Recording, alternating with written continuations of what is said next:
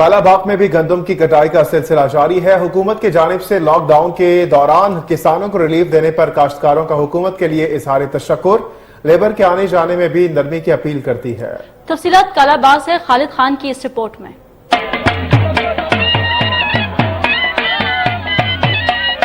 وطن عزیز پاکستان بنیادی طور پر ایک زرعی ملک ہے۔ گندم پاکستان کی ایک اہم فصل ہے۔ پاکستان میں تقریباً 24 ملین ٹن گندم کی پیداوار ہوتی ہے۔ گندم کی فصل بالکل تیار ہے۔ کسان گندم کی فصل حاصل کرنے کے لیے بےتاب ہے، لیکن لاک ڈاؤن کی وجہ سے کسانوں کو گندم کی فصل کی کٹائی کے اوزار تیز کرانے میں مشکلات کا سامنا ہے اور ساتھ ہی لیبر کے آنے جانے میں بھی دشواری کا سامنا ہے۔